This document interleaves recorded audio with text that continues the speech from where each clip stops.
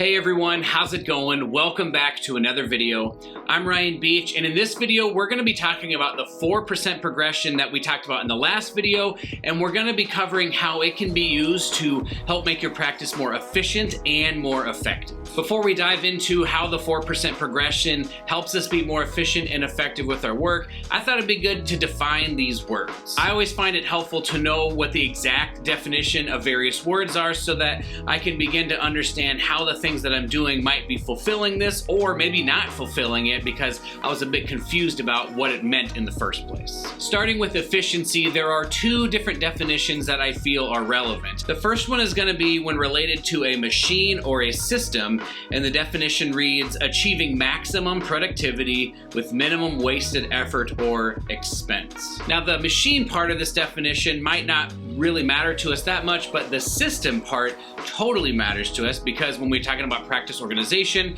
we're also talking about practice systems, the systems we use that will help us be more efficient. The second definition that I thought was relevant was related to a person, and it reads, working in a well-organized and competent way. Moving on to the definition of effective, there was one definition that I thought was relevant to what we were talking about here, and that definition is being successful in producing a desired or intended result. Now, I think these definitions are very valuable and very helpful when trying to understand efficiency and effectiveness, but if we want to simplify it even further, there's sort of a shorthand way of thinking about this that I've read on the internet where it would just say something as simple as efficiency is doing things right, effectiveness is doing the right things. So how does this 4% progression that we talked about in the previous video help us to be more efficient and effective? In terms of efficiency, it's a logical progression that we can follow. If you remember, logical progression is one of the 4 pillars of the GOLD method,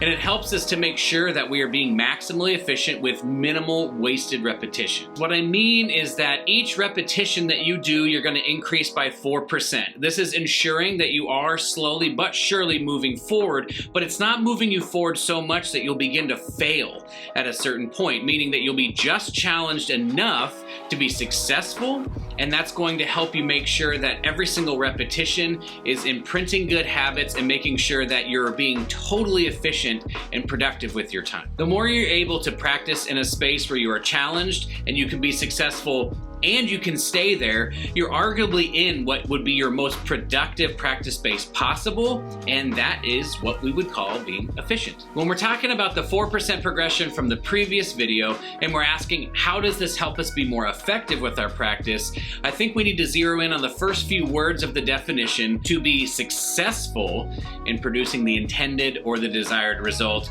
and begin to ask ourselves, well, how would we define what successful practice means? I'm a big believer that the best kind of mental space you can be in when practicing is thinking about your practice as a problem-solution dynamic. You have a problem in front of you and you are searching for solutions. The 4% progression is going to allow you to move at a rate where you are moving forward, but it's slow enough that you can address these issues and try different solutions from repetition to repetition. In my experience, when I make sure that I have an optimal starting place, that's another one of the GOLD method pillars, I find that I'm actually able within 4 to 5 different repetitions on this 4% progression to find a version of playing that is successful for me. And then all I have to do is hold that quality until I reach my goal tempo. The result of this approach in our practice is that we would be practicing deeper and we would have more solidified skill development, which in my opinion is the intended purpose of practice.